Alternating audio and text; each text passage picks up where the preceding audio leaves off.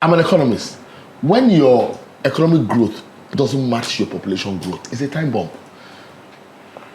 Leave all this banditry thing. If they were farming everywhere in the north and everything, it would have still been a problem. Because the economic growth is abysmal to your population growth.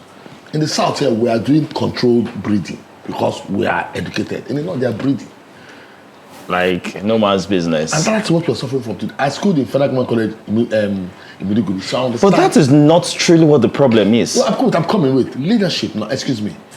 Mahatma Gandhi said the earth can provide for everybody's need, but not for every man's greed. It is corruption, stealing, that makes one man have 10 G-Wagons and the other man can't eat. Yes, that is what's happening here. The mechanism to stop it is not there. We're too docile. That's number one. Well, I semi-agree with that. Yes, we're too... However, above and beyond that, our docility or otherwise, I actually don't see how it can stem the tide or turn things around. No matter how vicious we get, no matter how much we burn, still is not going to change things. Mr. Damola, what areas, according to you said Nigeria. When I asked what countries in Africa are doing well, you said Nigeria. Yeah. How is Nigeria doing well? Good question. Have you been to Gambia? Not Have you been to Guinea-Bissau? I'm mentioning Anglophone countries in West Africa now. Okay. If you get not Anglophone, it's Portophone. It's okay. So which Yeah, it's other Gambia, Sierra Leone, Liberia, Ghana. get to any of those countries and you run back to Nigeria Why? in a hurry.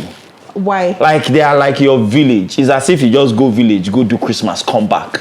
Those places are ramshackles, so to speak. No, that is not to say that we are where we should be. I am not in any way. Okay, so let me digress a little. Now, I'm a Yoruba man, and the current president of Nigeria is a Yoruba man. And it would be logical for me to support him and say because he's my tribesman.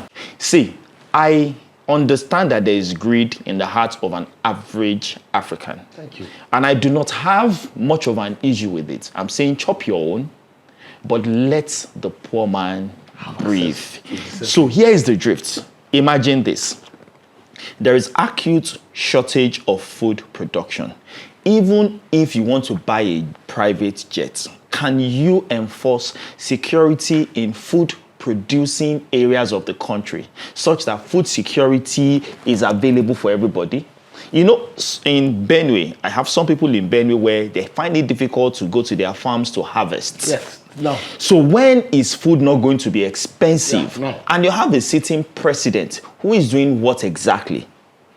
See, What exactly? number one, there's something that How come you said Nigeria Nigeria is is doing better? well. Doing Better than It other is some still, other funny countries. enough, even as bad as it is, Nigeria is still Because doing when you way mentioned more, Guinea-Bissau, way I've better. been to Burkina Faso. Yes, you're correct. Those countries are like deserts. Burkina Faso sees. I almost saw Now, donkeys. do you notice that I This was some mentioned years ago. I mentioned only Anglophone speaking Yeah, countries. but I intentionally didn't mention Francophone countries. Do you know why?